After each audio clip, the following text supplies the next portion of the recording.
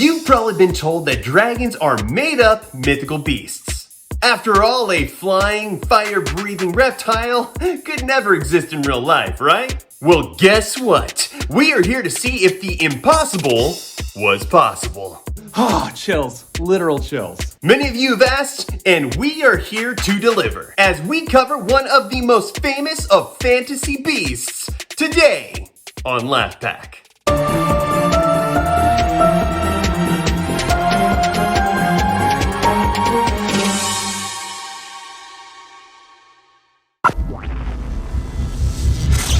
Here's the thing, viewers. Out of all the mythical creatures that we've been asked to cover, none of them have been more asked for than dragons. And for good reason. It doesn't matter where you look, it seems like dragons are everywhere. Yeah, it does. So we thought, why not choose to cover a magical creature like a dragon during the most magical time of the year? The time between Halloween and Christmas. So here we are. Okay, boss, let's dive into the world of dragons! Dragons exist in cultures all over the world, but are most popular in South Asia, the Middle East, and Europe, and places like Japan, Korea, India, and even Vietnam have their own dragon myths. I mean, the Vikings even have their own tales of a giant tree that is guarded by, you guessed it, a dragon. In ancient Iraq, dragons were feared for their ability to swallow men whole. A European dragon looks very different from an Asian dragon. Now, traditionally, Asian dragons are often wingless and appear to be very serpent-like, while European dragons are much more similar to lizards, with big wide bodies, huge scaly wings, and the ability to breathe fire. They can also vary in size, from huge, terrifying beasts that are as large as cathedrals, to small, itty-bitty little dragons that are about the same size as a puppy dog. The islands of Britain and Ireland are chock full of many different myths and legends about dragons. This includes the fighting red and white dragon of Wales, the Mester storeworm of Orkney, a water dragon in Leominster, and there are hundreds more. But are any of these legends true? Could one of these giant reptiles actually exist? And if so, would they truly have the abilities that these monsters of fantasy claim to have? Let's find out with some feature facts. Feature facts. Origins. Dragons are nothing new. They've been part of world culture and mythology for thousands of years. In fact, some of them are even part of creation myths. For example, in ancient Mesopotamian culture, the creator goddess Tiamat is depicted as a dragon. Excuse me, but you weren't planning on throwing that sharp little stick thingy at me, were you? Actually, yes. Well, that's rude. Now, as we've already mentioned, dragons are super old, and they've even appeared in the Bible. In some translations, including the King James Version, the word dragon appears around 35 different times. Often these biblical dragons were more like demons, or sometimes they'd symbolize something else, like a terrible event to come. Either way, if you spot a dragon in the Bible, it means no good's about to happen. Dinosaurs. With their enormous size, reptilian shape, and threatening teeth and claws, it's no wonder that many people think that the dragon looks a heck of a lot like the Tyrannosaurus Rex. And for good reason. Many people blame the prehistoric dinos for the dragon legends we have today. In fact, the first discoveries of dinosaur skeletons were found by the ancient Greeks, who tried to explain the fossilized remains by creating epic tales of giants and mythical creatures. There are also Chinese writings by a man named Chang Qu describing the discovery of dragon bones over 2,000 years ago. The only problem is that it was later revealed to be dinosaur fossils in the Sichuan province where Chang Qu lived. Dishonor! Dishonor on your whole family! Make a note of this. Dishonor on you! Dishonor on your cow! The cool thing is that the Sichuan province is now famous for its many dinosaur discoveries, including the most famous of all the Sichuan province dinosaurs, the Shunosaurus, otherwise known as the Sichuan province lizard. I know Shunosaurus is kind of long, so you can just call me Bob. And if that is the fossil that Chang Qu found, it's no wonder he thought he stumbled onto dragon remains. I mean, look at that thing. It looks like a dragon. Hey, you don't look that great first thing in the morning either. Body armor. One thing that a dragon is known for, besides flying or breathing fire, is a thick hide that can't be pierced. There are many stories out there where the only way to kill a dragon is to aim for the inside of its mouth, because that is the only part of its body that is not covered by armor. Now, the only problem with this is that if a reptile had all of these armored scales and spikes that are on most dragon designs, these mighty beasts wouldn't be able to move due to the weight of these strong outer shells. Now, does this mean that a thick hide isn't possible? No, not at all. There are countless examples of animals with tough skin, such as the rhino, the hippo, and the elephant. Yep, my skin's pretty thick, alright. But one list I found gave one animal that we have covered in a previous episode the #1 spot of having the strongest, toughest, and most durable skin in the world. And that is the crocodile. Though this reptile's skin has been compared to armor, it has a very flexible quality to it. This allows the crocodile to move with agility through the water. Crocodiles need flexibility so they can make those quick movements, changing directions on a dime and even submerging in lakes and rivers. The layers of skin on a crocodile are so strong, they can prevent a bullet from making its way into the reptile's body and possibly damage some organs. Now that's some tough skin. So this brings up an interesting question. Did faraway travelers run into a crocodile thinking it was a dragon? Or was there a dragon-like creature they ran into that had thick skin like a crocodile? Something to think about, I guess. It's joke time!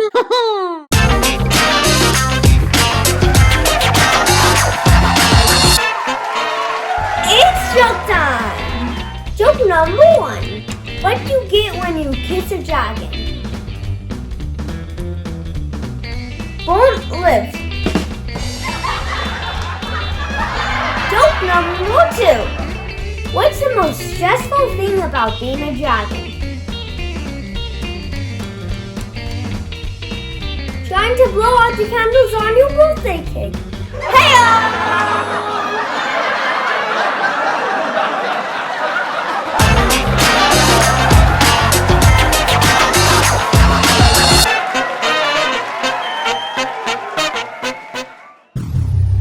Winged flight. See, the problem with a winged dragon flying isn't whether or not it can fly. The real question is whether they would be large enough to be able to prey on people and livestock. Oh no. The answer is yes. At one time, there were reptiles big enough to do so. Let me introduce you to the Pterosaur. Why, hello. This prehistoric beast was one of the largest known flying animals to have existed. Now, estimates of its size vary, but most scientists place its wingspan at 36 feet long, with its weight being around 440 to 550 pounds. In other words, it weighed about as much as the modern tiger, which could certainly take down a man or goat. Hey, Mom! Now that's the prehistoric version. Let me introduce you to a more modern take on the real flying dragon. Its name is Draco. Now, while dragons of the past were large enough to carry off a sheep or human, modern dragons eat insects and sometimes birds and other small mammals. Small mammals. Wait, what? And these iguanian lizards aren't the only dragons in the family. What? Their reptilian relatives also include the domesticated bearded dragon and the Chinese water dragon. Hey girl, how you doing over there? But Draco are the only flying dragons. Now, when I say flying, really, I mean Draco is a master of gliding. These lizards glide distances as far as 200 feet by flattening their limbs and extending wing-like flaps. The lizards use their long tail and neck flap to stabilize and control their descent. And you can find these living, flying dragons in South Asia, where they're relatively common. The largest of the Dracos only grows to about 8 inches long. So you don't need to worry about being a midday snack. Nailed it. Fire breath.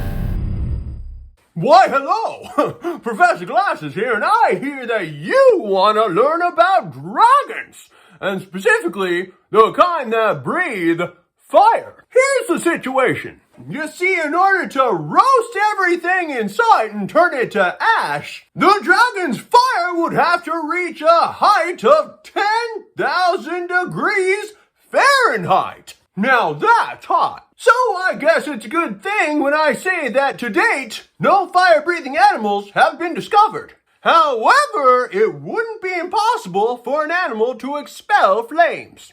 Don't believe me? Well, let me show you something.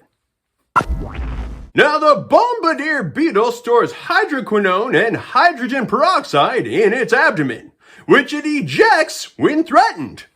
The chemicals mix in the air and undergo an exothermic, or heat-releasing, chemical reaction, essentially spraying the offender with irritating, boiling hot fluid. What's the matter, Hoppy? Don't like spicy food? When you stop to think about it, living organisms produce flammable, reactive compounds and catalysts all the time. Even humans inhale more oxygen than they use. Hydrogen peroxide is a common metabolic byproduct. Acids are used for digestion, and even methane is a flammable byproduct of said digestion. Theoretically, a dragon could store the necessary chemicals in its body until it's time to use them, forcefully expel them, and ignite them either chemically by mixing the right chemicals together or mechanically by adding a spark to the gas.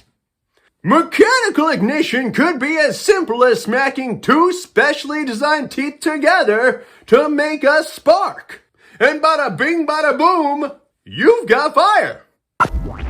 So there you go. Breathing fire is certainly possible. Now, to be fair, this fire breathing is yet to be observed. But that doesn't mean no species have been able to develop the ability to do so. Now, other scientists that believe this is possible also say that any creature that could breathe fire wouldn't do it from the front, but instead would do it from the back side, if you know what I mean. Just like the Bombardier beetle.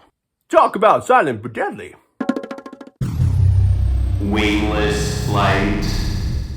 Although we tend to think of dragons as flying animals, that wasn't always the case. In fact, in early Western mythology, they were depicted hanging out in trees, waiting to drop on unsuspecting people down below. And you thought you were only looking out for jaguars when you're told to keep one eye in the trees. At least that's what we covered in the jaguar episode. Wink. While European dragons are massive winged beasts, Asian dragons tend to be more like giant snake creatures with legs. And in a lot of stories, these serpent-like dragons could fly. Most of us think of snakes as ground-dwelling creatures. We're down to earth. But there are some snakes that can fly. If by fly you mean glide through the air for some very long distances. And how long a distance, you ask? Asian Chrysopelea snakes can fly up to 330 feet. Basically, these snakes can remain airborne for about the length of a football field by flattening their bodies and slightly twisting to optimize on lift.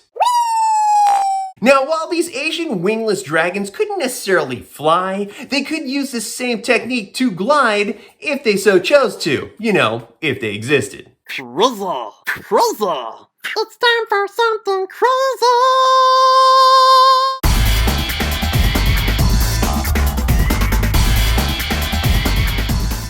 Here's something crazy for you. Okay, so no, there aren't any real-life fire-breathing dragons. I know, I'm bummed too. But we do have the closest thing, the Komodo dragon. Komodo dragons are giant lizards who can grow over 8 feet long. Alright, Komodo, let's get you in that tuxedo you ordered. 8 feet? Oh, this is gonna have to be a custom job. They're part of the monitor lizard family and mostly live in the forests of Indonesia on the island of, you guessed it, Komodo. Western travelers probably did think they were seeing a dragon the first time they came across these giant lizards. And they may not breathe fire, but they do have a very poisonous bite. So stay away and stay safe. So if you want to know more about these big lizards, let us know in the comments below. Wait, before you go, she forgot to tell you one of my other gifts. I am a master of disguise.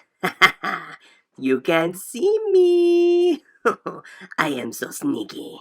Look at me. You cannot find me.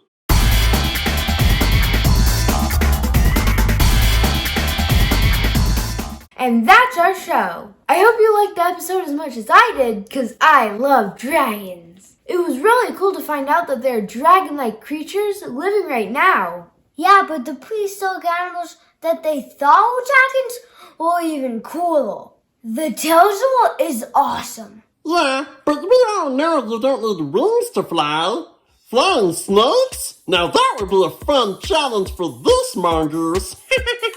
Oh, and let's not forget, a gigantic thanks goes out to Taylor, Kai, Cindy, and all the others who asked us to cover these magical and mythical creatures. Thanks, guys! If you like this show, let us know by smashing that like button. Share this show on places like TikTok, Twitter, and Instagram. Hit subscribe to let us know you want to see more episodes. And finally, as we've already covered, the attributes a dragon can have, like breathing fire, body armor, and flight, may be separately possible in the animal kingdom. But to find all these amazing qualities in just one fantastical beast, that's virtually impossible. Now, if you are starting to lose hope that the discovery of a dragon is doable, you can take heart in the fact that science still doesn't have all the answers. I mean, after all, scientists didn't figure out how bumblebees could fly until the year of 2001. And with that, thanks for watching, and we'll see you next time on Laf Pack.